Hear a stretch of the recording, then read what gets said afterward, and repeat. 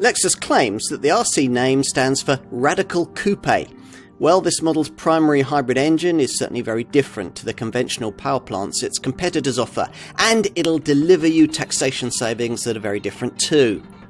As for the car itself, well, it's been subtly improved in this revised form, but its appeal remains much as before, with an extra dimension of class that offers a change from the usual German prestige branded choices in this segment. Those cars are usually simply sleeker versions of existing saloon models.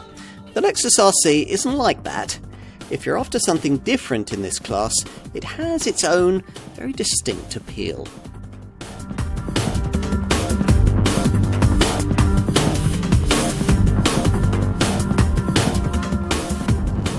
The RC300H hybrid model, that's our focus here, uses a 2.5 litre petrol-electric engine, putting out 220 horsepower.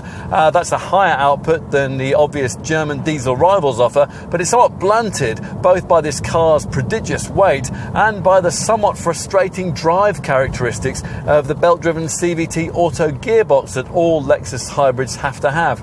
Once you stop expecting this RC to be an out-and-out sports car, though, you'll bond with it much better. At a cruise, it's in its element with class-leading refinement and now enhanced aerodynamic stability. Plus, we're very impressed with the improvements that have been made to ride quality.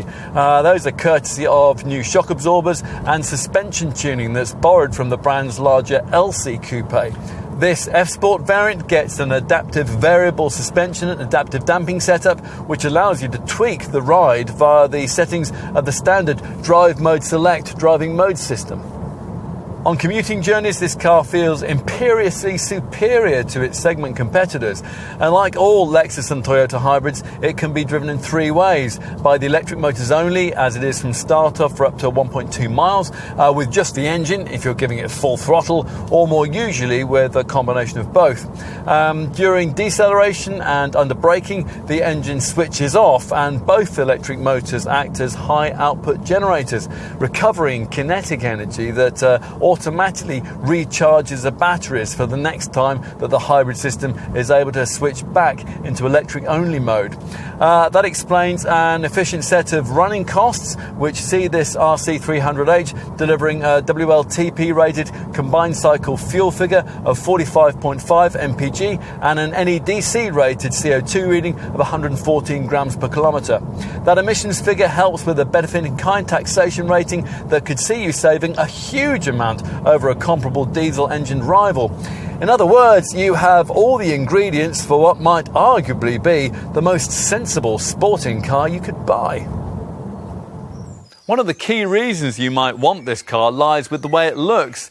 This mainstream version inevitably does without the resting machismo of its high-performance RCF stablemate, but it'll still turn heads.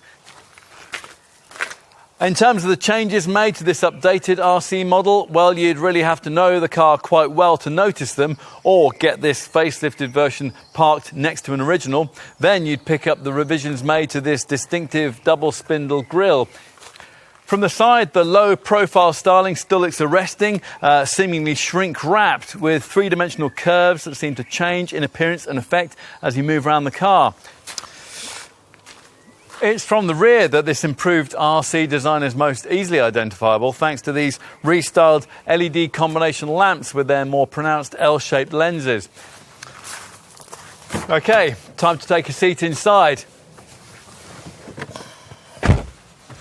At the wheel, the leather-lined cabin remains deliciously different to the German class norm and its statement of style, and Lexus has carefully embellished it with details like this smarter central analog clock and these more supportive sports seats. All variants now get the Lexus Premium Navigation System with this larger 10.3-inch screen, although that means that you have to have this fiddly remote touch interface controller mousepad, which is awkward to use. The instrumentation that you view through this satisfyingly grippy three-spoke wheel remains a real cabin talking point. Now, it's based on the layout used by the brand's old LFA supercar, with colours and graphics that change according to the driving mode that you select via this silver dial just here by the auto gear stick. Press this steering wheel button and the central dial slides neatly to the right to reveal an information panel. It's lovely. Right, time to try the rear, and that's accessed via doors that are so long it'll be hard to fully open them in a cramped car park. Even by the standards of the mid-sized coupe class, legroom's tight. Still, none of this will be of much interest to typical RC buyers who, if they use these seats at all, will only press them into service for children or for designer shopping bags. Out back, boot space is a touch restricted too. This RC300H has just 340 litres.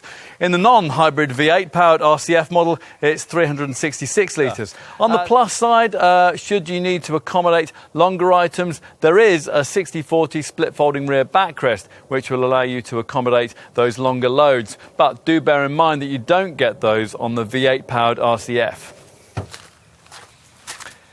And in summary, well, this remains an interesting, more individualistic choice in this segment, and arguably a rather clever one, not least because with diesel now a dirty word in some sections of society, this RC300H model's self-charging hybrid power plant has become even more of a significant selling point.